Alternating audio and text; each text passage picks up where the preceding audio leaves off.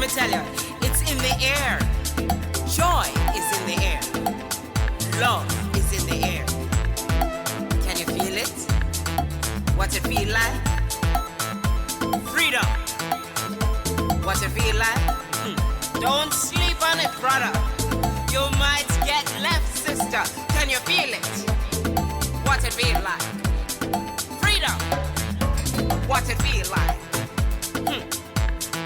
Justice. No need to be counted, cause I am down. Down, down, down. Down, down, down.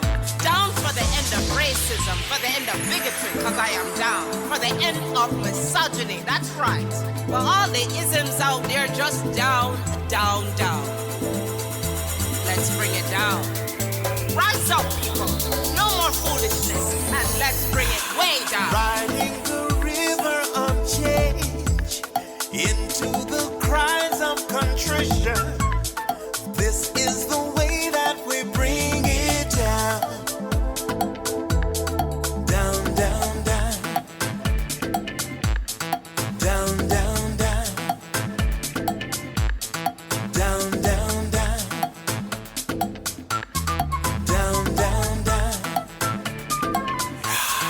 Down, down, down. We are the children of Eden, dancing and celebrating freedom. We are the ones that must bring it down. Down, down, down. Down, down, down. Down, down, down. Down, down, down. Down, down, down. So gather the faithful. Tell everyone to stand and shout loud. Shout loud. Shout loud. Let's bring it down. Let's bring it way down. Let's bring it down. Let's bring it down, down. Let's bring it down. Let's bring it way down. Let's bring it down. We've got to bring it down. Down. Stand up and shout. Stand up and shout. Rise Accountability together. starts now. The Eric Dawson Radio Show. Yeah. Rise up.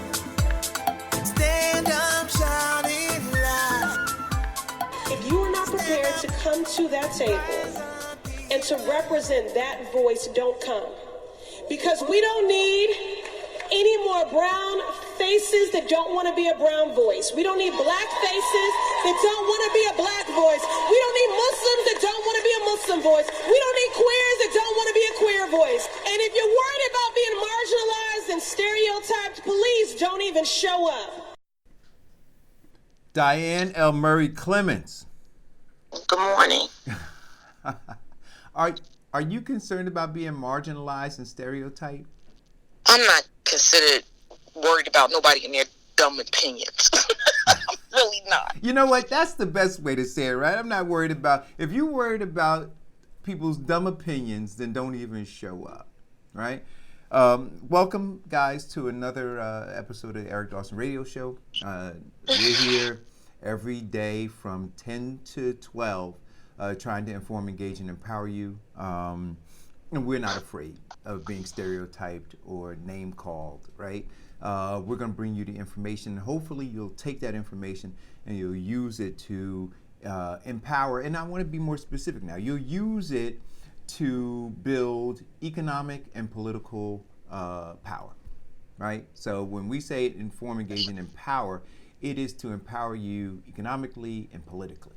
And everything that you do, we believe, should be, or I believe. I don't know when I may check out on you, but I'm here for right now. No, you don't mean check out, do you? No, I mean check out because I'm dosed up with medication. Okay. All right. Well, listen. So, Check out. You know what? So there's a disclaimer, right? And there's an asterisk. Whatever Diane might say may be a result of her being medicated. So listen. Welcome, guys. There's a lot of stuff to talk about. One of the things I'd like to talk about on a local level, and I put a call into Darren Martin because he said some more stuff is going on over in Jersey City. I'd like him to call in and report on that.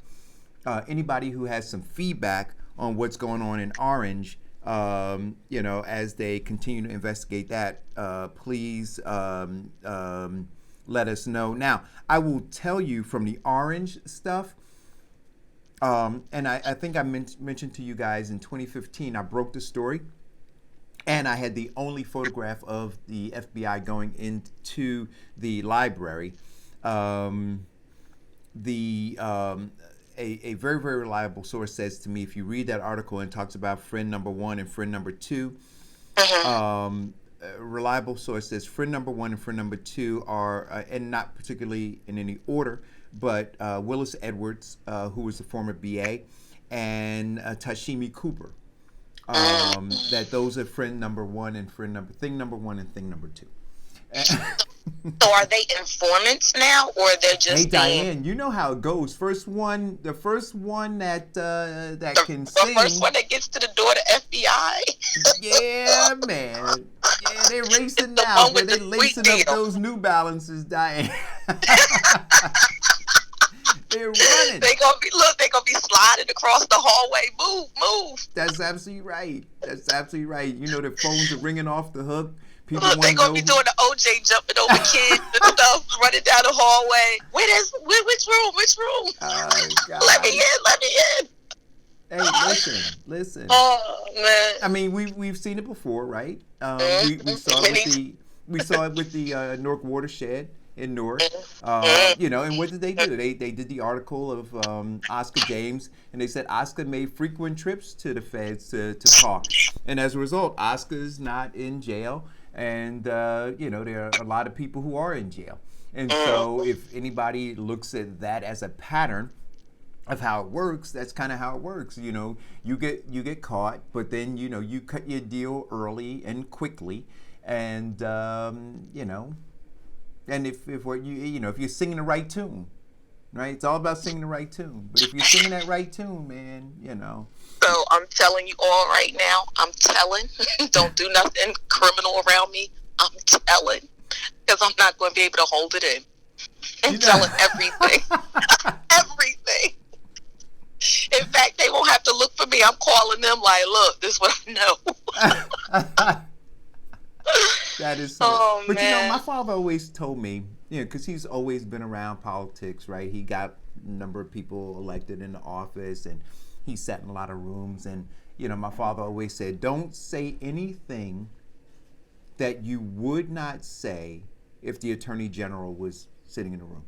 Correct. Now, absolutely. If you follow that, right? Don't say anything that you would not say if the Attorney General was sitting in the room. Then you'll be good. Then the other thing that he told me, which I think is paramount, he said it is always better to be above suspicion than it is to be correct.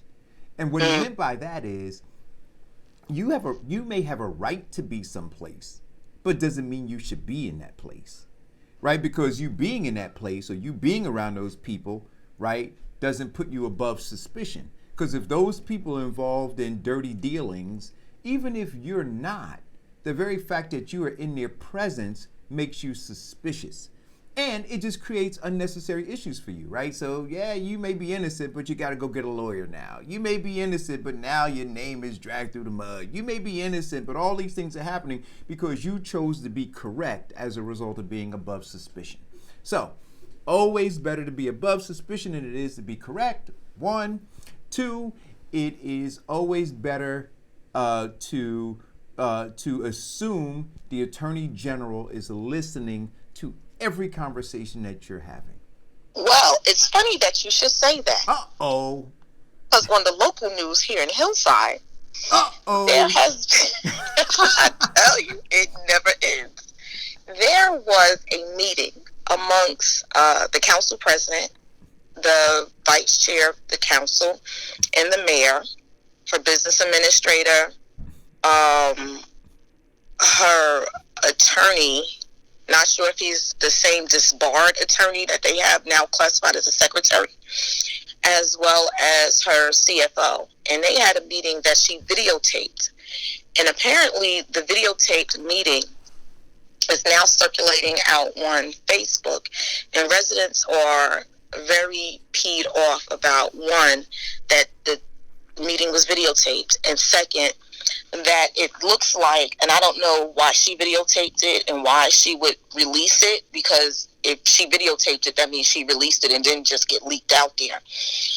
Why she would release a tape showing a disagreement between herself and the council president as not being able to get along over, one, the budget that they still haven't filed and they're still working on temporary budgets, or two, vendors that the council claims that she has hired that they didn't give the consent to, so they're refusing to pay the vendors. So the mayor released this tape. Had to. You believe? Well, so we believe that the mayor released it. Her people set up the cameras. I have to assume that she released it. And you're saying it's a video that doesn't put the mayor in good standing or good light? It doesn't put none of them in good light. It really doesn't. The council president ends up stepping out and walking out of the meeting, and she kind of, you have to see the video. It kind of makes her look, I don't know, she goes on to say, what are you, a kid talking to the council president? What are you, a kid? You're not going to stay in this meeting? And I'm paraphrasing. You're just going to walk away?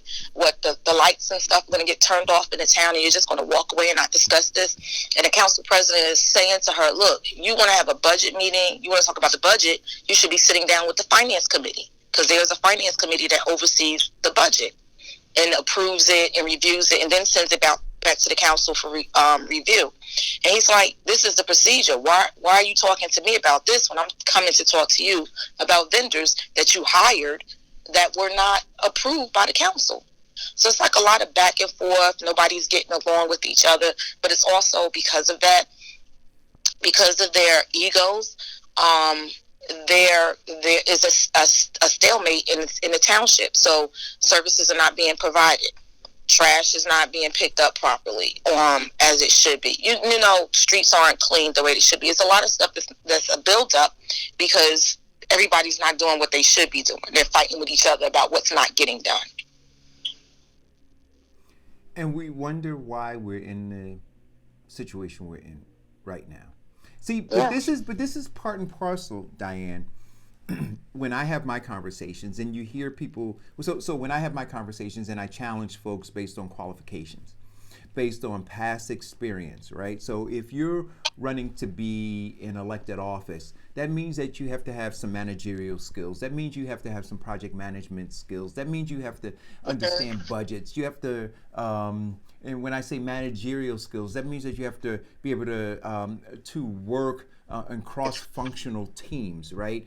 Able to negotiate. You have to be able to negotiate. You have to have all of these skill sets, right? And when you come in and you don't have those, and now you're inundated with budgets, with timelines, with varying personalities, but you've never worked in that kind of environment before, well, you stumble, you fall, you create all kinds. We see it happening on the state level, right? So Governor Murphy got in there, and there were certain skill sets that he didn't have to be able to negotiate the political waters, and as a result, he's found himself in a big pickle. You know, fighting all the time with the Senate president, fighting all the time with some other folks because he went down there not respecting the not respecting the environment. Two, not having the skill set based on where he came from. So yes, he came from Goldman Sachs, but it's not just enough to say I came from Goldman Sachs. You want to be able to see that there is a tie-in with the skill set you developed at Goldman Sachs and the position that you now want to hold as governor. Or in this case, I know when Dahalia was running for mayor, they were touting the fact that she had some union background, right? And so they were saying that would be enough. And I was asking the question then, what are your particular skills that qualify you to be able to do this job? And I got the same pushback than that I'm getting now from folks when I'm asking about Chairman Anthony Salter's son. When I say, what are your very specific qualifications? And what they hit you with are requirements, not qualifications. They say, well, old enough. Well, live in the town. Well, been doing work in the community. Well, and none of those things are really transferable when it comes to having to hit the ground running to be able to get a job done. And then you feel these growing pains. And then there's this belief that folks should just tolerate. That you should just tolerate these growing pains. And then, and what I always ask folks is, look, if you went into a store and you were paying your good money and they hired people who were not qualified to do the job, customer service or whatever it was, and you went in, you were paying 100% of your hard-earned money to get something done, and that person wasn't getting it done, would you just sit there and tolerate it? Or would you say, look, I'm paying my good money, I want good service? And so why would it be any different when we're talking about elected officials? So Dahalia wasn't qualified. We see she wasn't. She doesn't have the temperament. She doesn't have anything, that it takes to be mayor. And the fact that residents in Hillside are not just completely up in arms, not just up in arms with her for lying about being qualified, right? But up in arms with the establishment that put her there. You see, that made that decision that she was qualified. We have to question their judgment, not just hers, but we have to question their judgment. They shouldn't just get a what they call it, a mulligan, a do-over, right? No, you screwed up. You put the wrong person there, and that you want to just kind of absolve yourself of that, and you can't do it. I don't think that they should be able to. No, I don't think so. And I think residents should also not just look at the candidate, but like you said, look at the people that are backing them. And you have to look at them with a side eye as to, you keep choosing people who you may think that are working well for you, but they're not working well for the residents, but you're coming to the residents and saying, vote for this person because this person is good for us. When it turns out the person is just ineffective in what they can and cannot do, and don't understand government, so they don't get anything done. I mean, this in Hillside, this has been the story for many years. You get a mayor in there, and they're fighting with the council, and then it's because the mayor doesn't understand their role, the council doesn't understand their role, and nothing gets done. And people don't understand the mayor really oversees the day-to-day operations of the town. So there should be no reason why your streets aren't clean. There should be no reason why the graffiti is not removed. There should be no reason that economic development is not happening in the town, because that's all overseen by administration, which is the mayor, not the council. The council doesn't have to step in, doesn't have one say in that at all. It doesn't stop her from hiring people and getting DPW out there to clean or removing snow or any of those things, aesthetics and stuff for the town. But like I said, building economic growth and bringing businesses into the town, that has nothing to do with the council. That's all the mayor. So when you look at these videos that she's put out, the mayor, and then she also does a mirror of Facebook posts trying to explain or trying to gain people's support as to why she does the things she does, or why meetings were abruptly stopped and all of these different things. All you see is dysfunction, and people want people to be in those positions that are problem solvers, not people that are causing problems. Whoa. See, there you go, Diane. You said people want folks to be in those positions who are problem solvers. The voters who voted for her didn't want that, because they wouldn't have voted for her.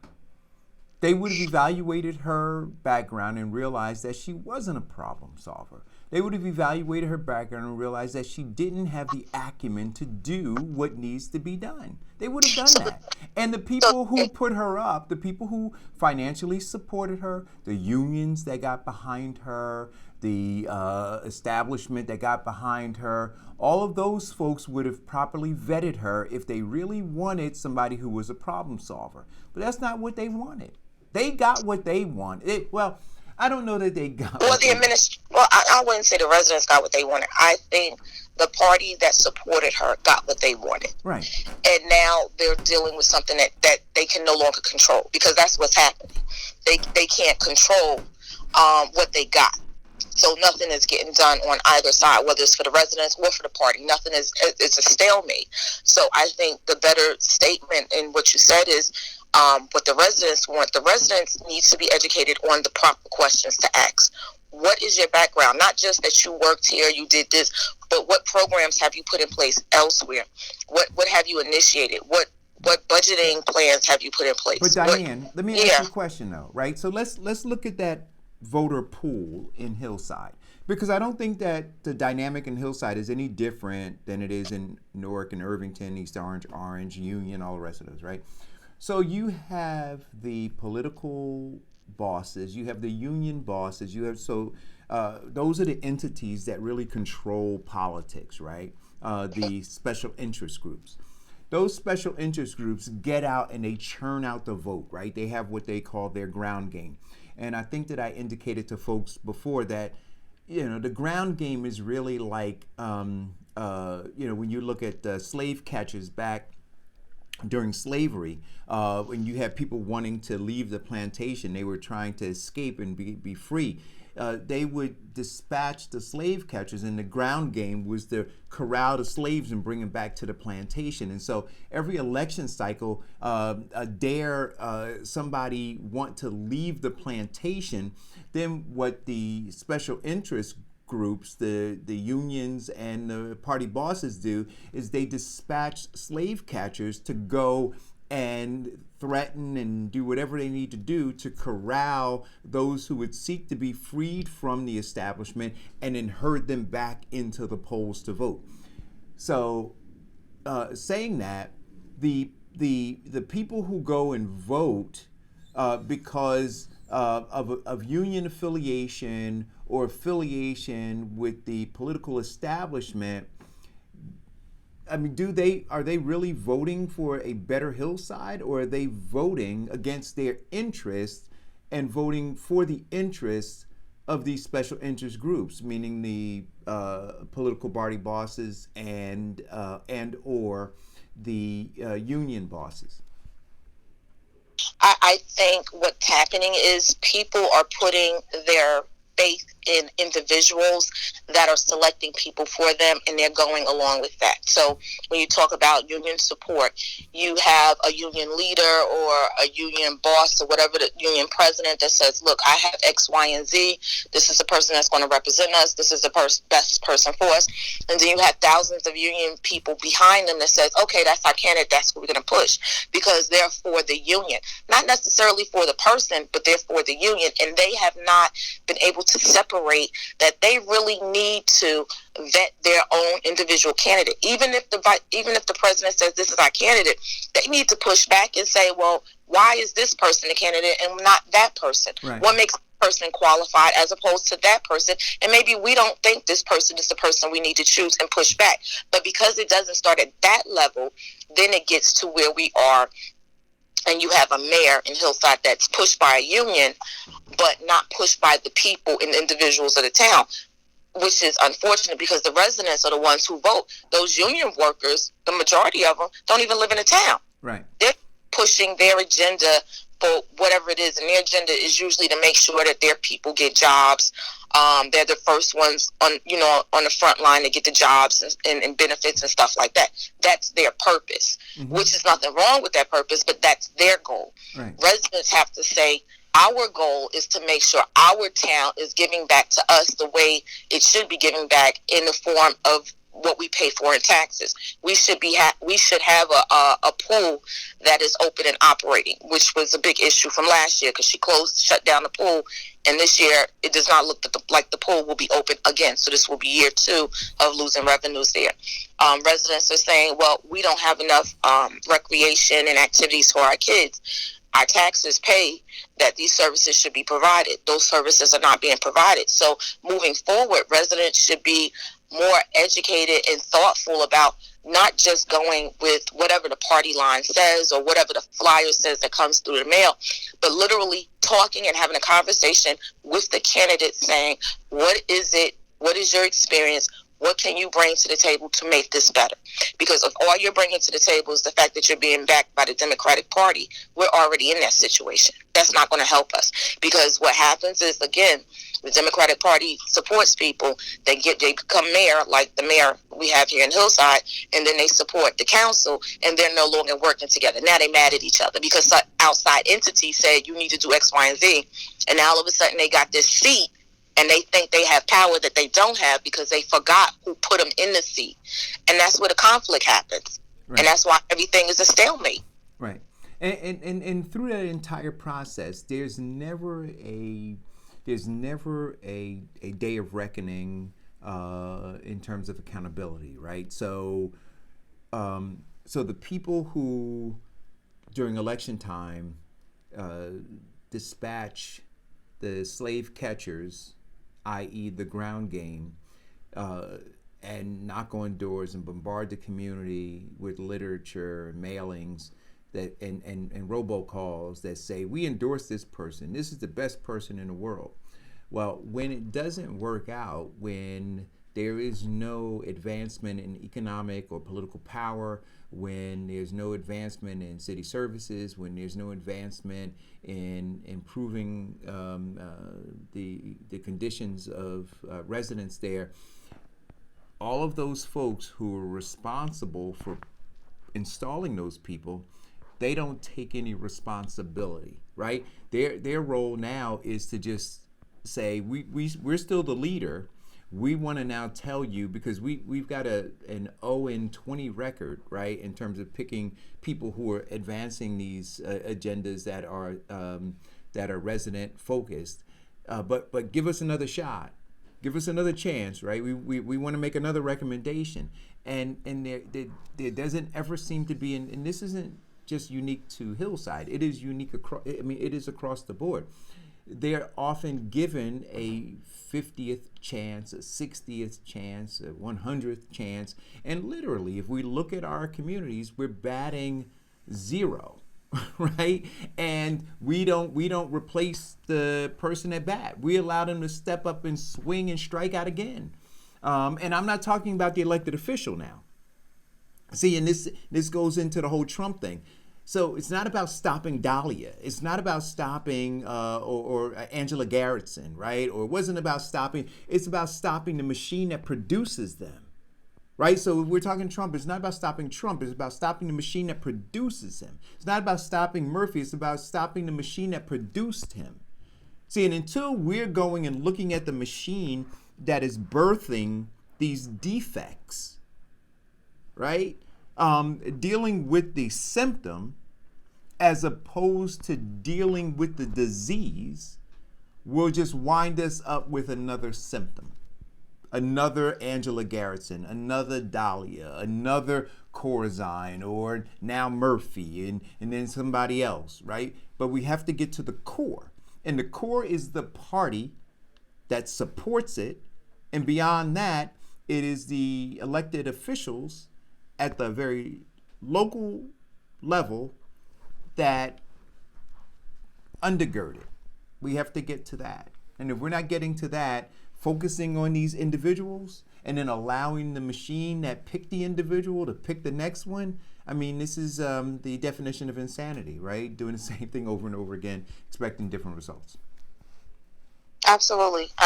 So people in the feed are giving feedback, and they're stating that, she was selected. She may not have learned after the fact that she was stepping into this, which is true. She had not had real experience in government, except she was on the school board. We're talking about Dahalia and Hillside, the mayor in Hillside. She was the school board president, and that was a disaster over there.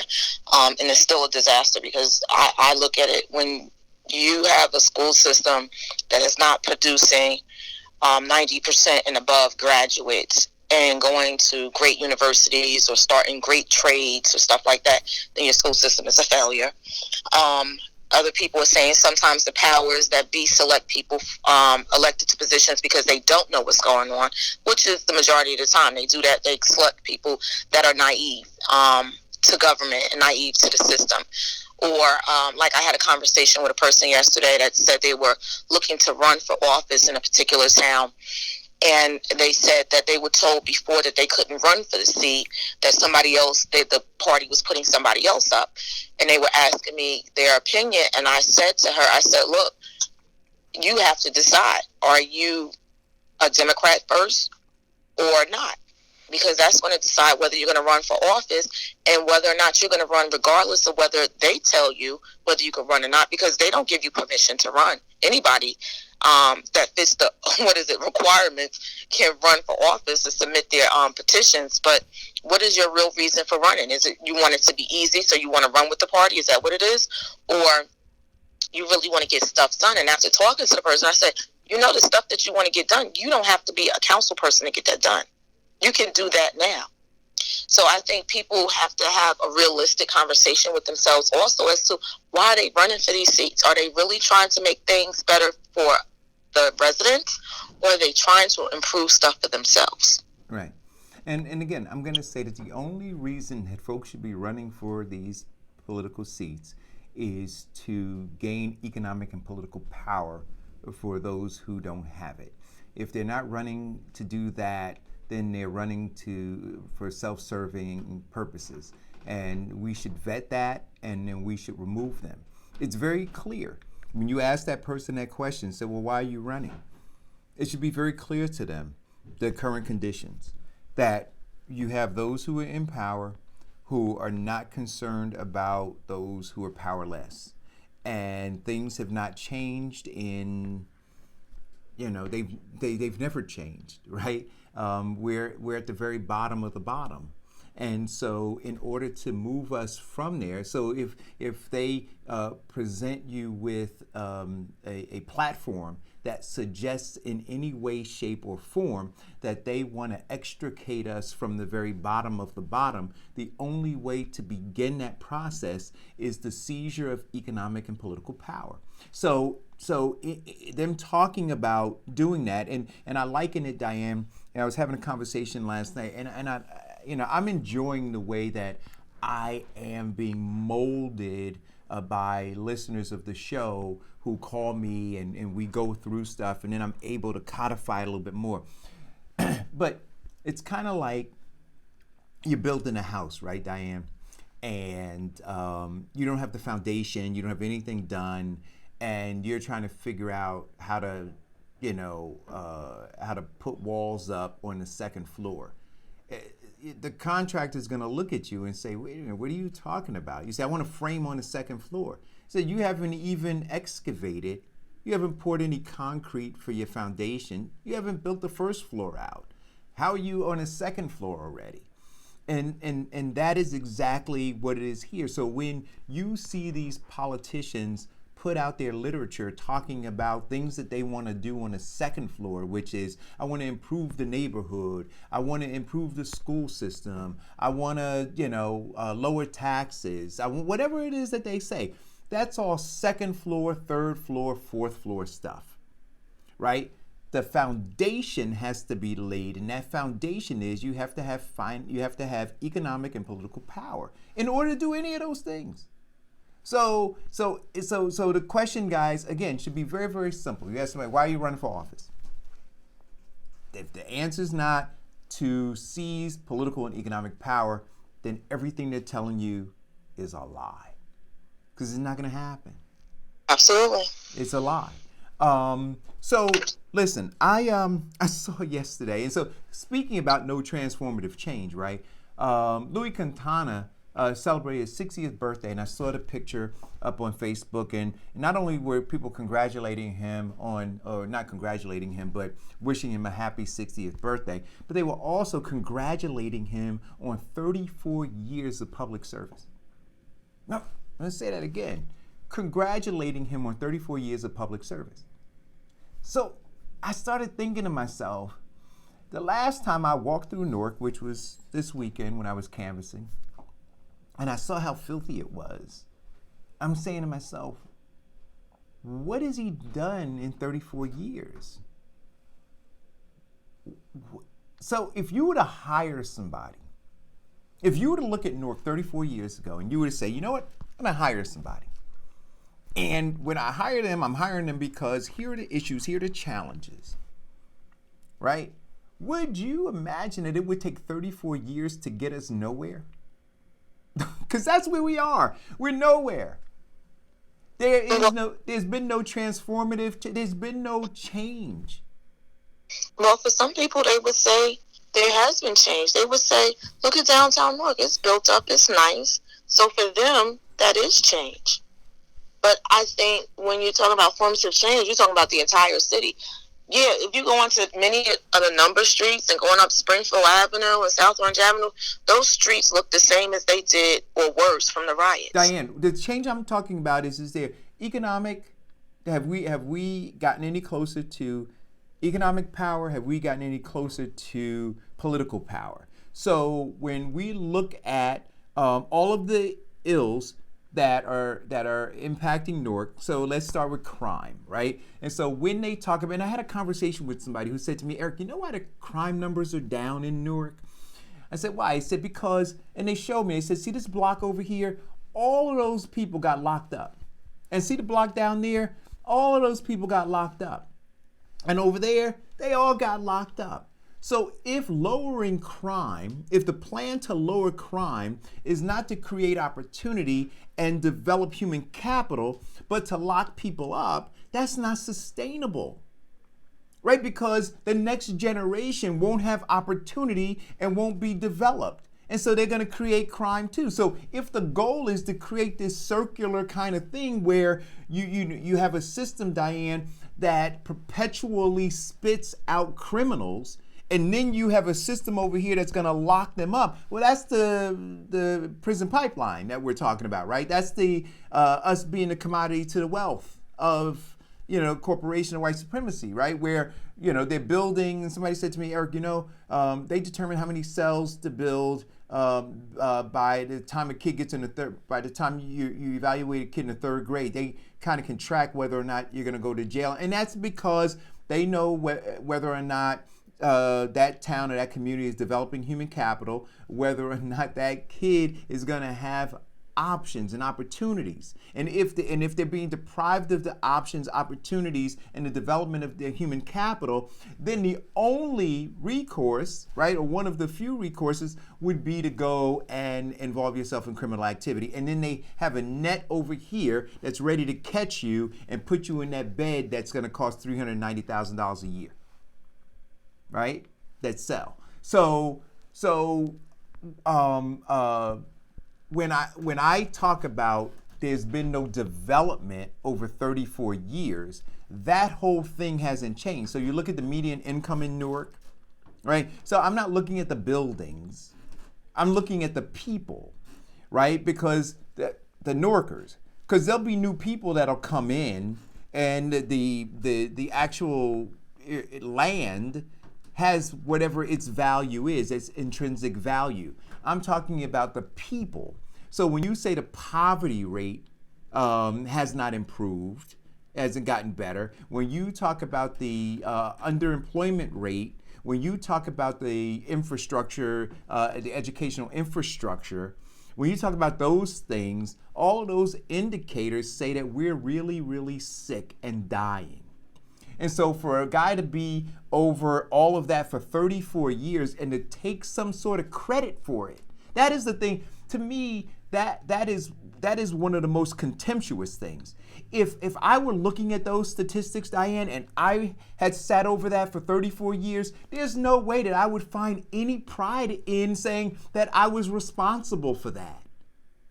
So there's the psychosis again. When you look at it, how do you pat yourself on the back? How do you allow other people to congratulate you?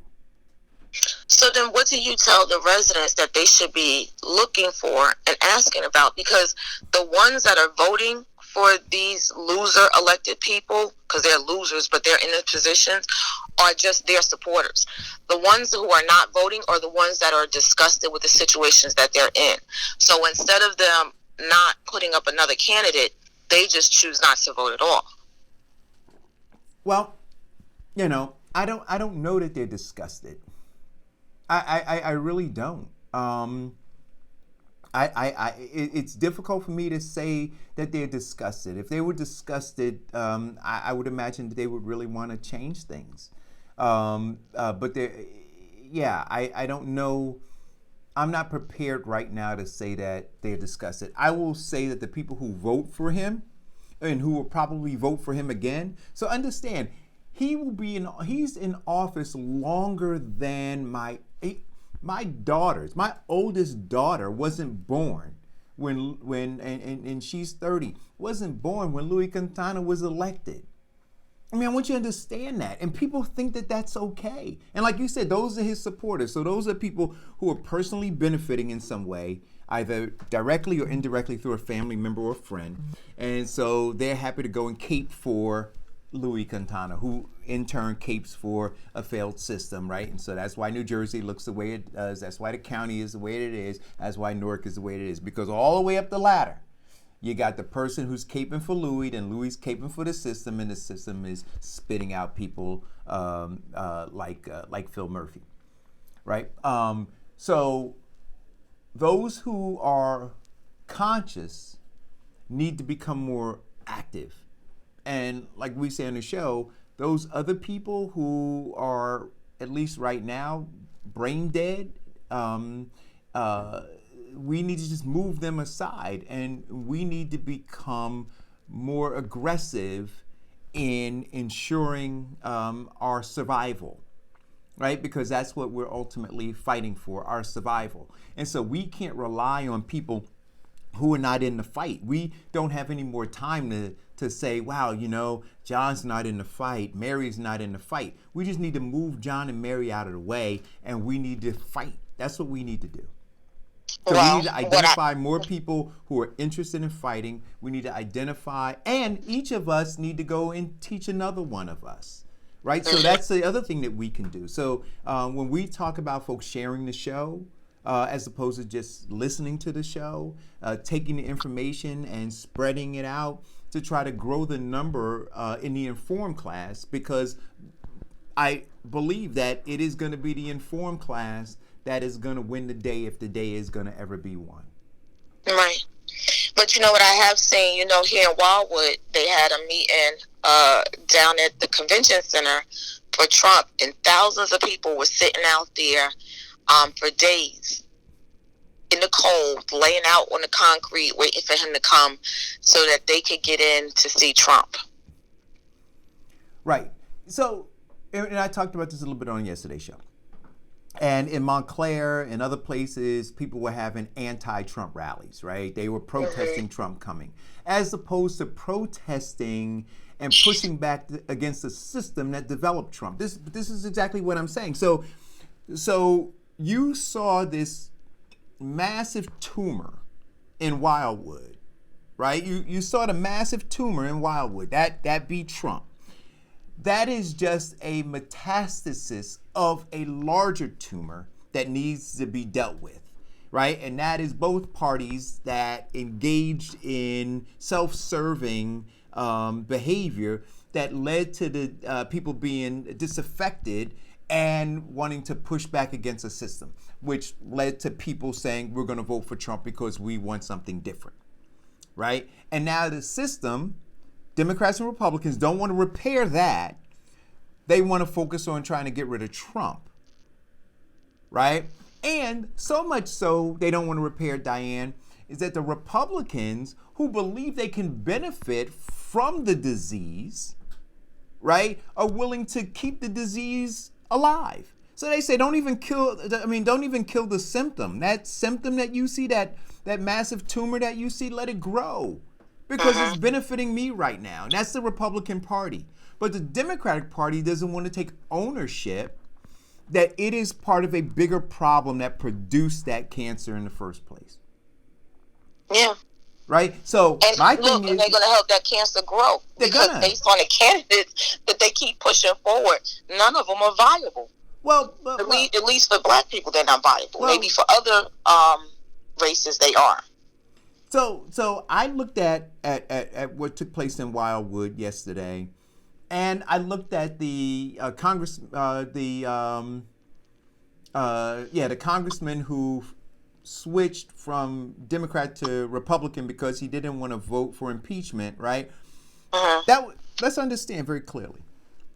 That was a political move that was based on the fact that he was going to be primary, right? And in the district that he was in, he didn't have a whole lot of support coming his way anyway.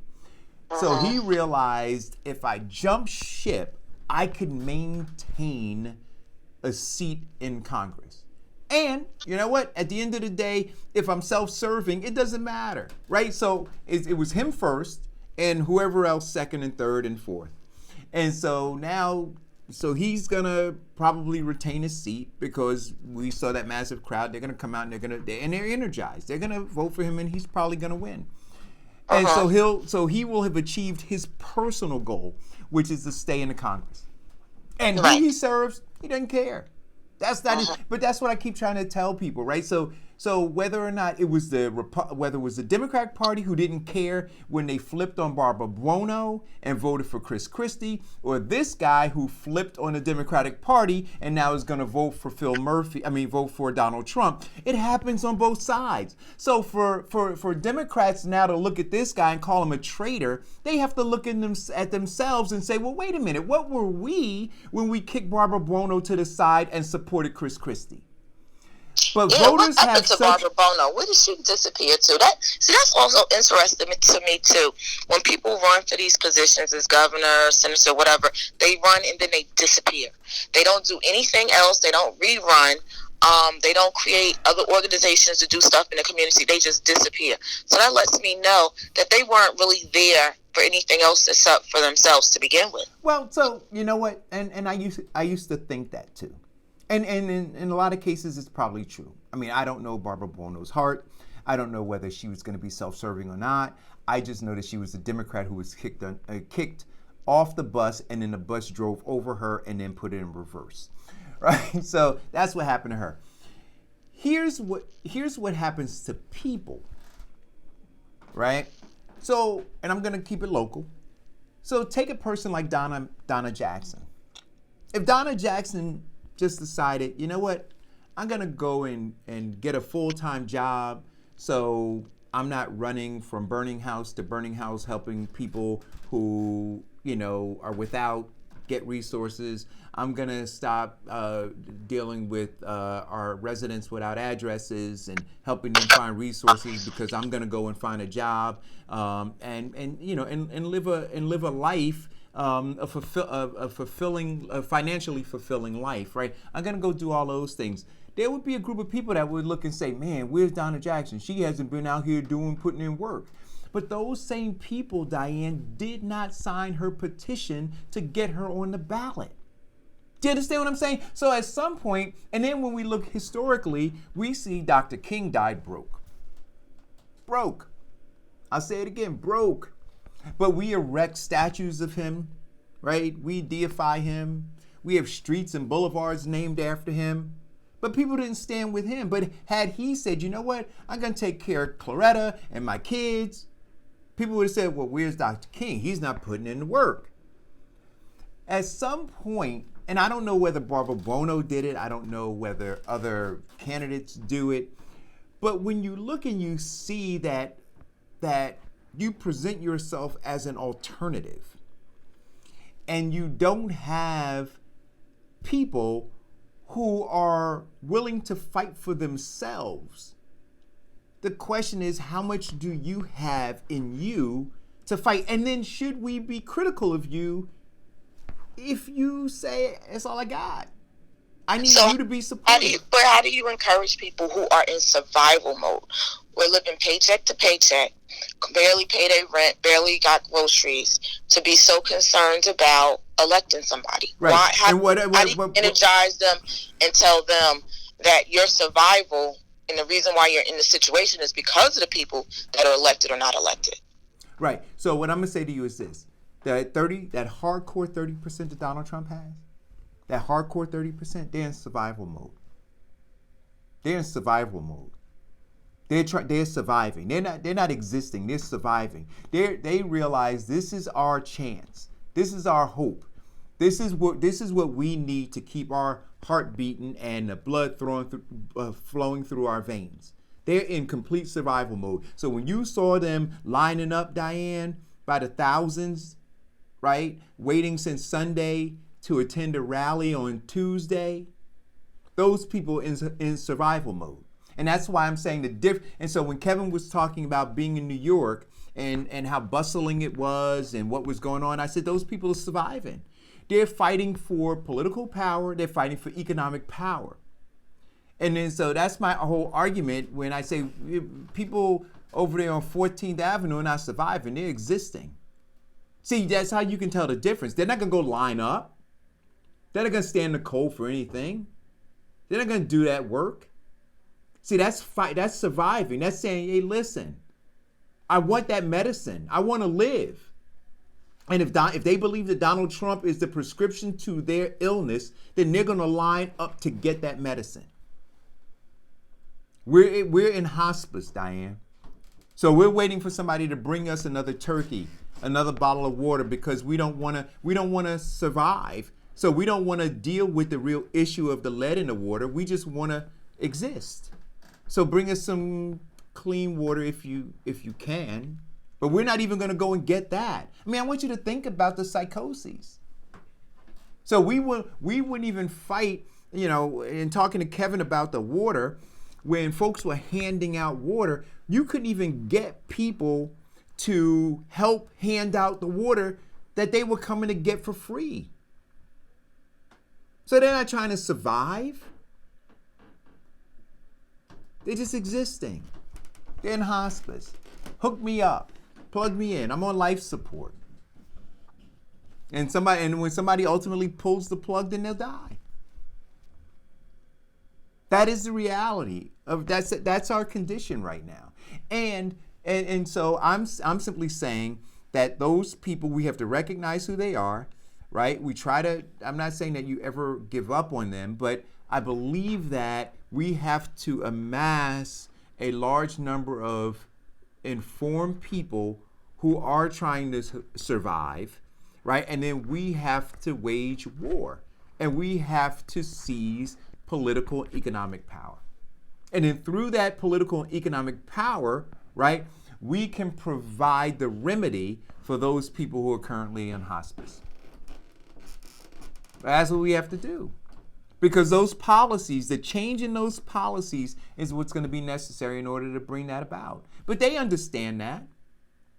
They understand it full well. I want to play a clip, if I can. This is, I was watching this morning, and I said this when the show started. George Herbert Walker Bush's grandson is now running for Congress in Texas. I'm going to play this clip. Listen very, very carefully to what he says. And actually, should I take a commercial, Diane, and then come back and do that?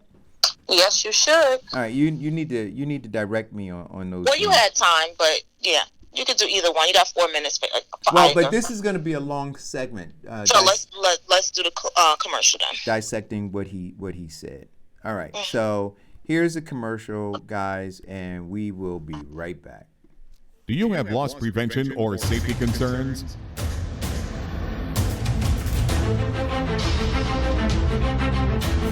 Black Belt Security and Investigations has armed and unarmed guards that can protect what is important to you. For security you can count on, visit www.bbsillc.com or call 1-800-493-1859 today. It's time to turn up the heat in your house or apartment. So here are some fire safety tips from Diane L. Murray Insurance Agency to keep you warm and safe this winter. Don't overload your electrical outlets. Keep flammable items away from fireplaces and space heaters. And put a fresh battery in your smoke detector. Turn to Diane L. Murray Insurance Agency for your home and renter's insurance, or bundle it with your auto insurance and save. Call 908-686-4609 or visit dlminsurance.com today.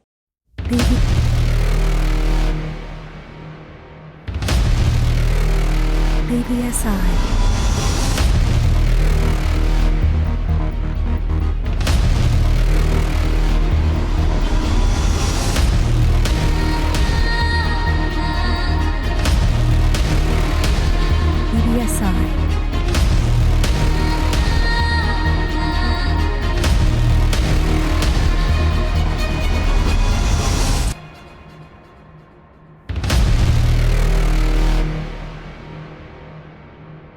bbsillc.com.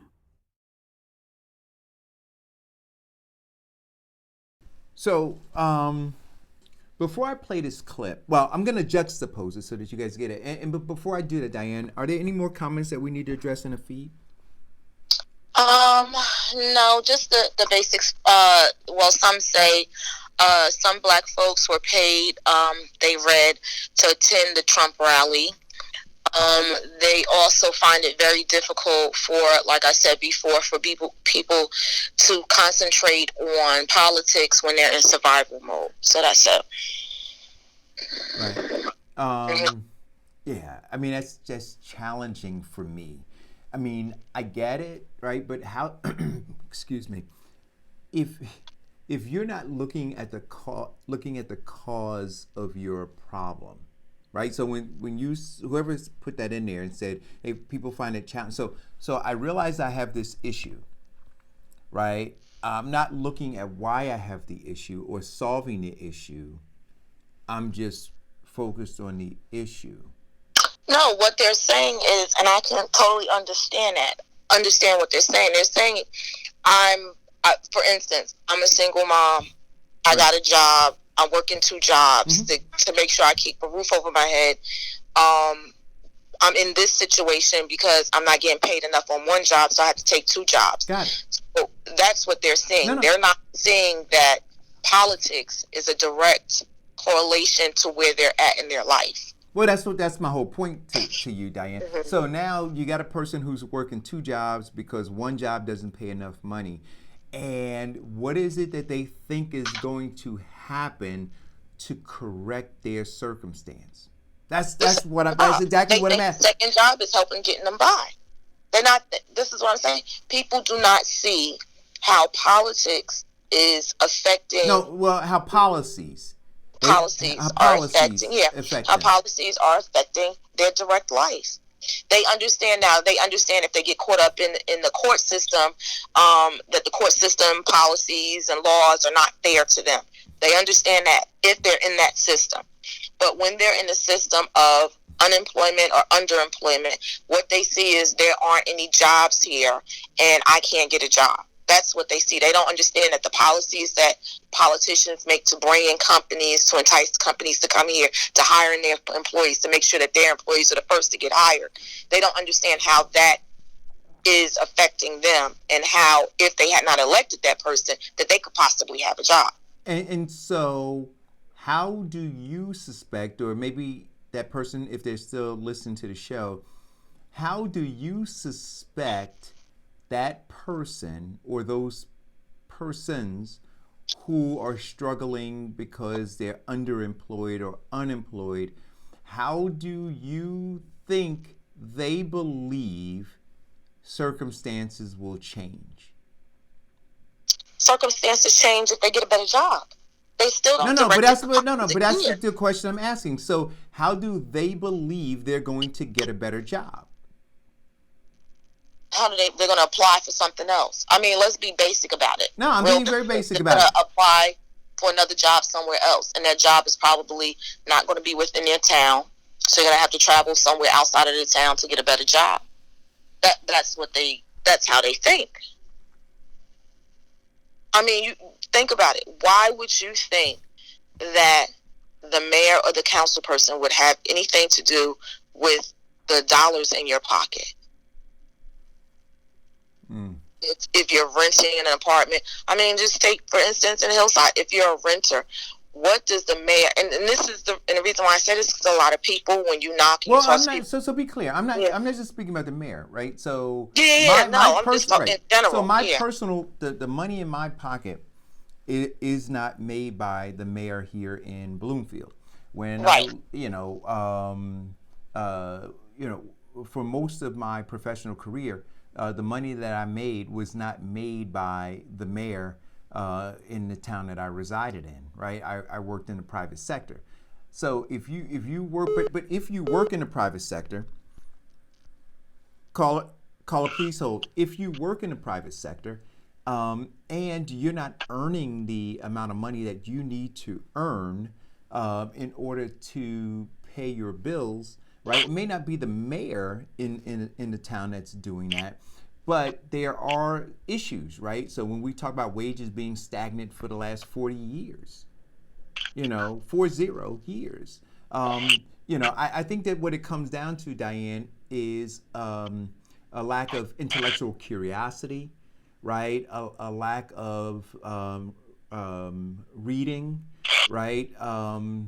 And just the belief that somebody else is going to do it for me, right? So when I say that people have been conditioned to settle for less, but they want more as long as somebody is going to fight for it. So if people out there fighting for a $15 hour minimum wage and it happens, you know what?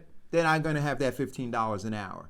But I'm not going to go fight for it. I'm not going to read any newspapers about what's going on. I'm not going to engage in that. And that's why I asked the question, how do they think it's going to happen?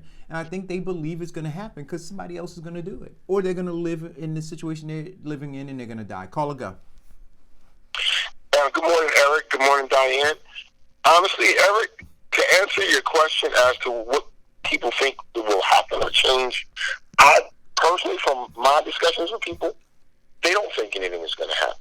They don't think anything is going to change. Short of winning the lottery, most people don't think their circumstances in life are going to get much better. What they are trying to do is get their lives stable. And by stable, I mean once they get a job that they figure can cover their bills, and sometimes it maybe takes two. But once they get to that point, once they think that, okay, I can pay my rent, I can keep my lights on, I can feed my kids or feed myself, maybe have some decent form of transportation. That's about it. That is, unfortunately, what the American dream has come to, right? That most people just figure, if I can maintain, if I can live and not go in the hole every month, right, and not get evicted every couple of months or a year because I get behind, then life is okay. And that's really where people are. A lot of people have settled for basic comfort. They're not looking for financial independence from their job because they don't believe they're going to get it in the first place. So, and can they get to another job? Sure, if they could get a greater, most people understand if they got a better education, they could have, a better lifestyle. The problem is most can't figure out how to get that education while still maintaining their daily life. So for most people, from the conversations I have in the barbershop, no one's looking for anything different. In all honesty, they're just trying to figure out how to keep what they've got going. And that's why we always say, it's survival mode. Poor white people probably exist because as long as they're here, they know that certain things happen to them. Black folks, we don't exist. We got to survive because there's always something kicking at us. There's always something knocking us. Seems like no matter what step forward you make, there's a step backwards. And so that's why I like to say we're in survival mode. Yeah, we're gonna forever disagree on. We're gonna forever disagree on that because survival means that you're actively doing something. Existing means that you're just passively there, and I'm saying that people are passively there. They just whatever is, and they're not gonna go do anything to change their circumstances. That's not surviving. That's existing. When my circumstances are what they are, and I'm not willing to do anything to change them, just be impacted by them, then I'm not surviving. I'm existing. That's a passive thing, to just exist, to just be. I just am. And then whatever happens to me, happens to me. If $15 an hour comes, it comes. If it doesn't, it doesn't. You know what, Eric? I'll actually take that. Okay, if that's the actual definition, okay, I will reinterpret my thinking and switch it. But in the end, we're doing one or the other, right? And existing for sure is not going to make it better, right? But the way we live, it feels like survival in the sense of, if you ask these people, right, most are going to tell you they're trying something, right? Most people work. You know, most people are grinding. And in that sense, I do think it's survival, right? Most, you know, there's a percentage that doesn't work, that's unemployed, and maybe they are just existing. We know those people. We got them as cousins. We got them as childhood friends. We got them as brothers and sisters, maybe, right? And they're just, you know, living. And you're looking at them half the time, and you're like, no, what the hell is wrong? When are you going to get it together? But then there's a lot of us, the majority of us, who are working that $12 an hour job, that $13 an hour job, and I'm not going to say they're existing. They're surviving. They are pushing forward to hold on to what they got. Because if you lose grip on that, you're totally destroyed. Right. If you lose grip on that, you're in a shelter. Right? So that's why I see. I think it's just hard. Like when you say surviving, that means black folks ain't doing nothing. That's right. I'm not for the boards. I'm not going to say they're not doing anything for themselves. They're trying to make it through today, and that ain't easy when you're poor in America, or poor anywhere for that matter. Right? Oh, that's true. You know, I don't have the remedy. Oh, go ahead, Darren. No, I was going to say, I know people that I have worked with, and I've been self-employed for probably 15 years now. I know people that I worked with at companies and smaller agencies that are in the same position that they were in when I was working with them. Working in the same state positions, have not moved laterally, have not moved upward, and are content where they are at. And just not trying to do better. But you also have to remember, everybody's not trying to be at the top. That's why the world is a pyramid. There's always going to be a lot of people in the middle and the bottom because everybody's not going to be reaching for the top. I don't disagree with that, right? My point was, and I want to move on to playing the clip. My point simply is when you look at the level of despair, right? And when I say that folks are conditioned to settle for less than they could have. But they want more. They would like to have the $15 an hour minimum wage. They would like it to be $30 an hour. But they're not willing to fight for it.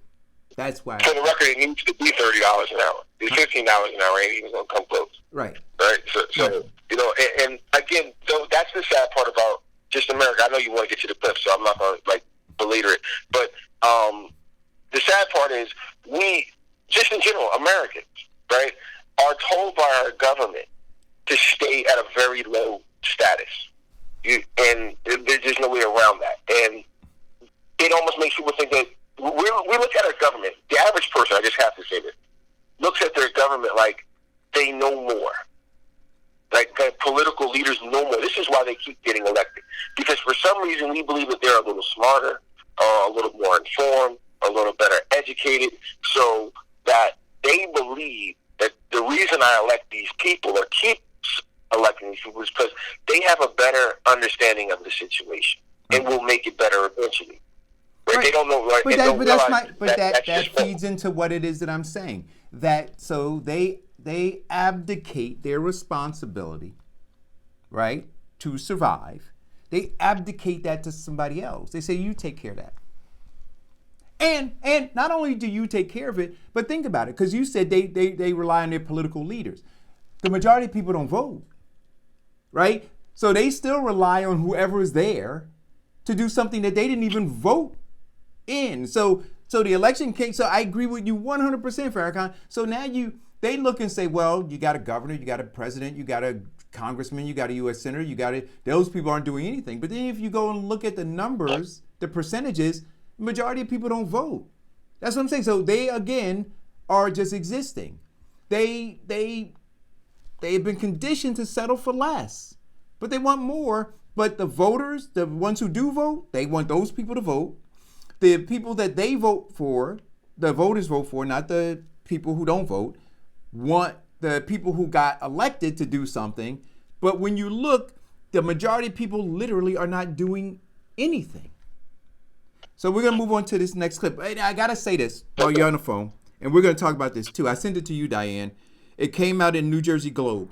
Shavar Jeffries mulls over challenging Murphy in Democratic primary. Listen, see, No comment. No, I got to. I'm a comment. See, the Farrakhan's laugh. See, I'm a comment, and then my phone's gonna ring. My phone's gonna ring. My private phone is gonna ring, but I'm gonna comment, right? Because in order, see, yeah. I need to take another. I need to take another. You can't even stop laughing, brother.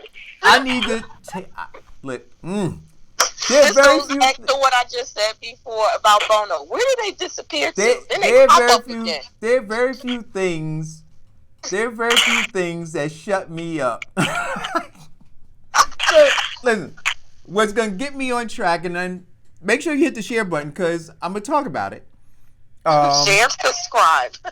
Share and subscribe because I'm gonna talk about it. But I want to play the George Bush clip first. All right, so let me get to that. Oh my gosh, I tell you. George Bush, his name is not George. No, I'm sorry. The Bush clip, the grandson of George Herbert. What's his name? I'll give it to you. Well, we'll play it. We'll play the clip, and then we'll get the name. Here we go. Well, a grandson of the late President George Herbert Walker Bush launching a congressional bid in Texas. Peirce Bush, seen right there with his grandpa, in his first run for office, is jumping into one of the nation's most crowded congressional races of 2020, and has aligned himself with President Trump. Congressional candidate Peirce Bush joins us, as you can see right now, from Houston. Peirce, good morning to you. Good morning, Steve. Thank you so much for having me on. It's a real pleasure to have you as well. I understand you're going to support 100% the president's agenda. Why is that? When you look at the results for our country, it's hard to argue with. The president has done an incredible job. Record low unemployment, the USMCA trade deal. He's a strong fighter for our nation's national security. You know, the most important job a president has is keeping our country safe and defending our liberties. And President Trump has kept his word and is doing a really good job. All right. And deserves to be reelected. I think the president would take that sort of endorsement from a Bush family member. You say that the country is on the verge of losing a generation to socialism with their handout for free stuff. Why does that bother you? Look, I have been, first of all, for the past 7 years, a leader of a major nonprofit, a one-to-one mentoring organization. And I've seen the best of society. I've seen how people step up to make a difference in the lives of thousands of kids in the 22nd Congressional District that I'm running in. I've had the honor and privilege to be a leader for that mission.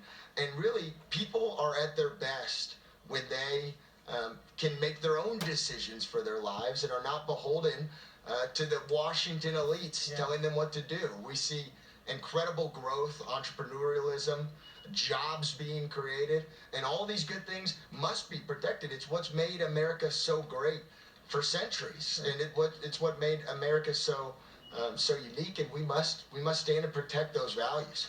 I know that you are one of at least 14 other Republicans vying for that seat. Real quickly, Peirce, what's the number one issue that people in your district are concerned about? There's a lot of issues.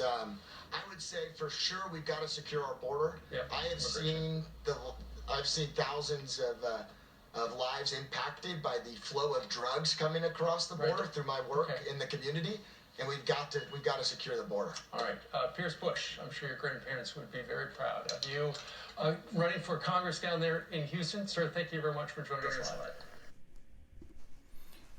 So he had nothing to contribute except he's going to run on Trump's words. Oh, no. He had a lot to say. I hope you got, I'm trying to unpack some of this so you understand. So when I talk about the fact that we're fighting, that there is a fight going on for economic and political power, that's what he talked about. That's what he talked about when he talked about why he was supporting Trump. It was to secure economic and political power. So I'm gonna go through it. So he said low unemployment, right? We have, and I'm gonna spend little time on this, but we have underemployment. We have in the black community, right? We have underemployment, and we have a lot of people who have gone off the rolls, right? So if you're not looking for a job, if you've been discouraged, so you're not out there actively looking, then you're not considered unemployed anymore. And they're not counting those numbers. Now, I'm not saying that those aren't the same dynamics that existed when Obama was counting unemployment numbers. But I'm saying to you, just go look around in your neighborhoods. Whatever they're talking about trickling down to us in terms of unemployment is not the case, right? The second thing, he said, defending our liberties. He said the president's job is to defend our liberty. Now, I want to ask foundational Black Americans, he's not talking about our liberties. Our liberties have never been defended. There's never been a concerted, this unabashed effort to defend our liberties. So when he talks about defending our liberties,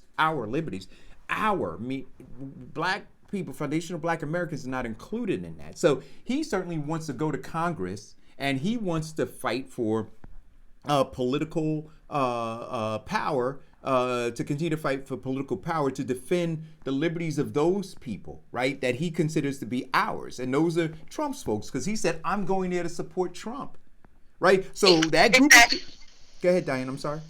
No, exactly. That's what I'm saying. He's not saying anything different than what Trump is saying. He's going after Trump supporters to support him.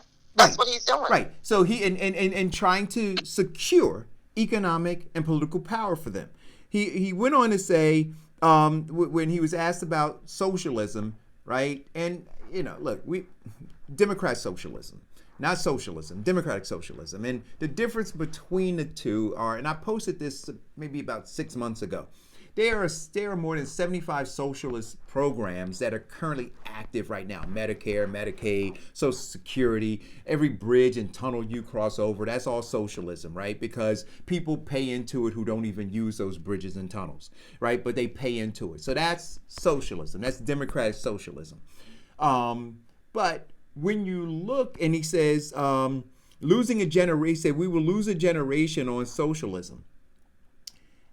I say, well, but we saved the car manufacturers on socialism, right? By bailing them out. We saved Wall Street on socialism by bailing them out. And how many generations of people did we save because now they can transfer wealth? So there's no conversation about that.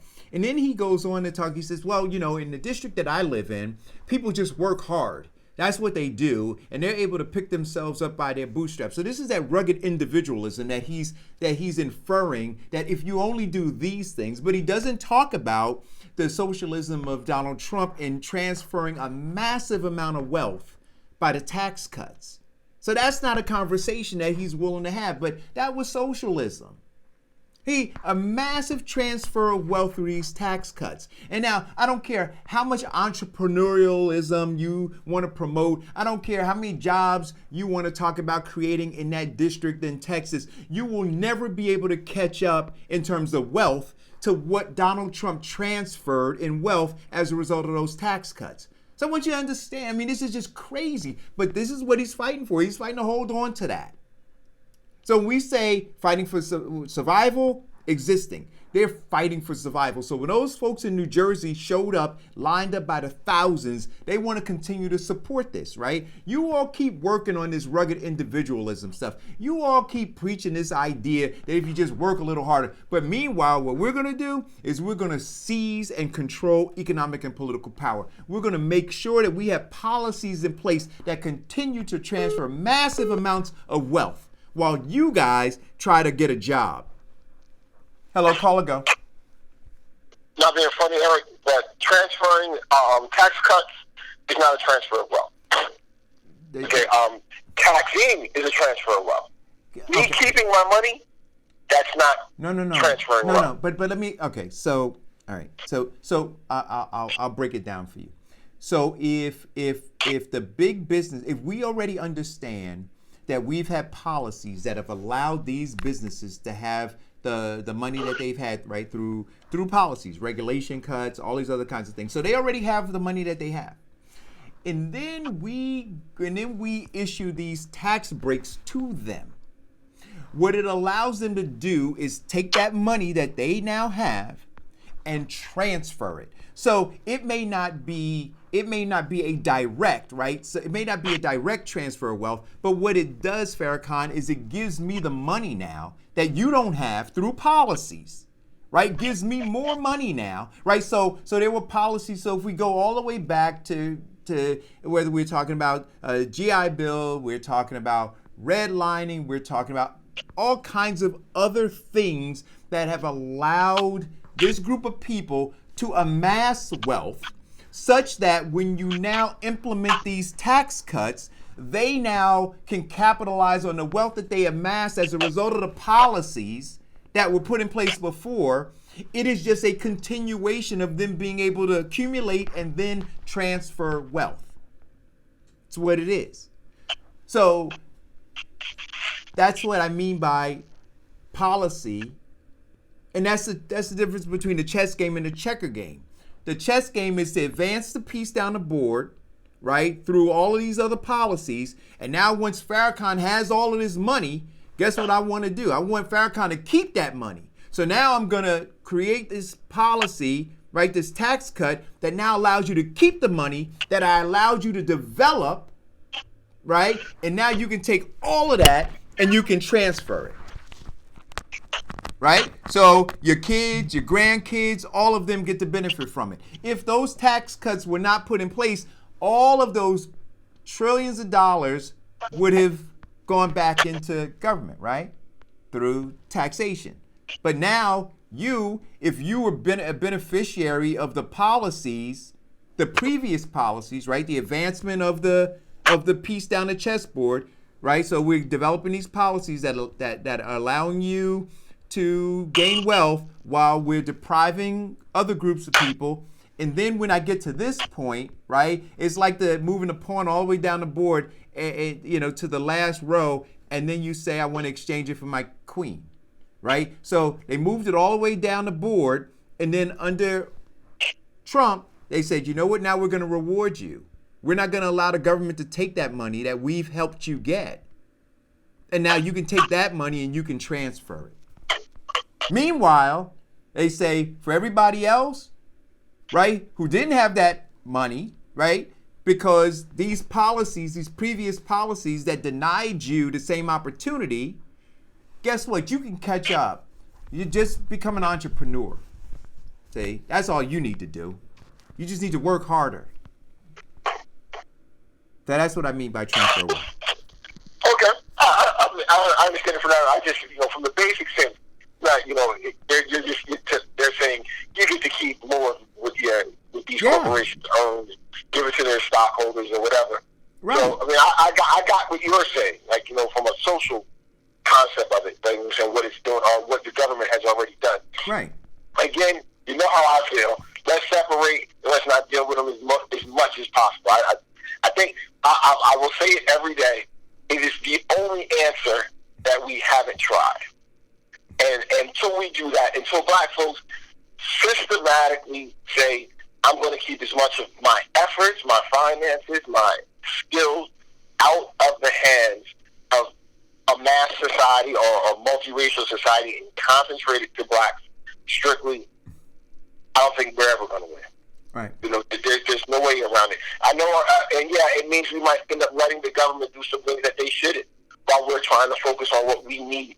But the only way we're going to get that economic and political power that you ask, or that you know that we need, is once we separate.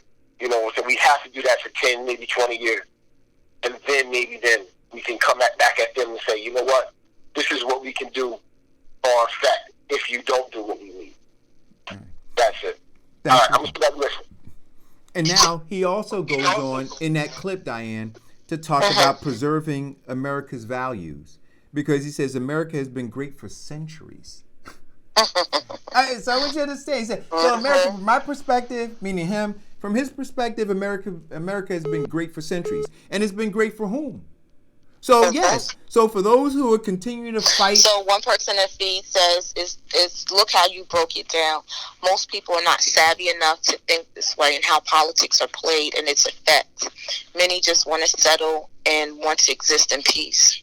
Right. And so what I would ask whoever that is, this is why it's important when I ask you to share the show, because I agree, right? I agree that there are a lot of people who, for a myriad of reasons, may not have the insight.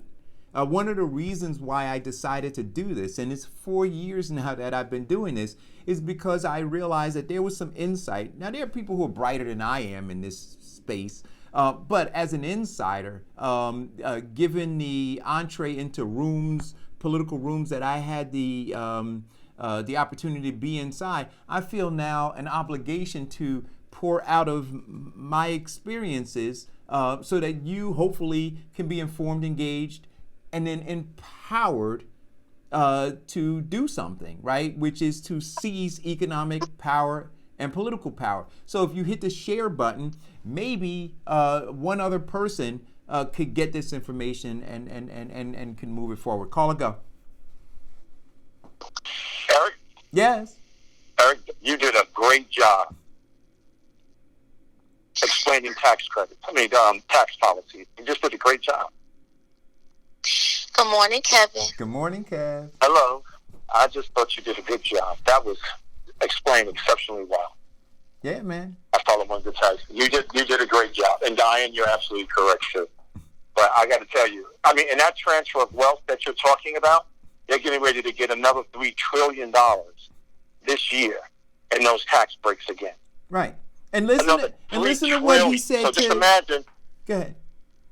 No, you go ahead. Say what you want to say. But while you're talking about these $3 trillion in tax cuts, right, which will allow them to transfer all of that to generations to come, this guy has the gall to say, and you know what? The folks in my district, they should just try to become entrepreneurs. They should just try to create businesses. Yeah. That's what he said. I don't understand how anybody can be an entrepreneur if you can't capitalize your business. The reason why when people tell people to be an entrepreneur, okay, fine. Okay, now you got the tag as an entrepreneur. But how are you going to capitalize your business? How are you going to capitalize it?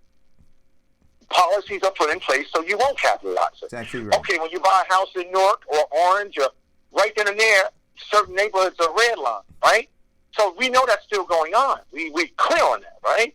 So that's what they should be fighting for, to check these banking policies and get rid of redlining. But no, they're not. Right. They're not doing that. So you're absolutely, they're not going to. So right then and there, that's one thing that you know for certain, that you should never vote for these people again, because right then I'm telling you, when you move into Newark, right, you're going to lose 35% of your value because of where your house is. And if I take that house and put it up in Montclair, it'll get 100% of its true value, as opposed to losing 35% if you buy it in Newark. That's the reality. Those are banking policies. Yeah, look, if you want, I think you're absolutely spot on. And then when he says, I mean, and I tell you, it got me, man. It literally stopped me in my footsteps. So in this day and age, where we're having this conversation. So in this side of the field, right? So we look at the chess game, right? So we're over here, and they're over here. We're moving our pieces, they're moving theirs. We're trying to advance a conversation around reparations. We're trying to advance, so these are the pieces on the board. We're trying to advance a conversation about seizing, not achieving, right? Because achieving is more passive. Seizing means that you're actively doing something. So we're trying to seize economic and political power, or we should be trying to do that. And on the other side of the board, they're advancing this narrative that says, America's great for centuries. So now you got a guy who's running for Congress to support Donald Trump's agenda, to continue to feed that group of people who I said are lining up by the thousands to survive. Because they believe that guy and his ideology is a remedy to what's ailing them.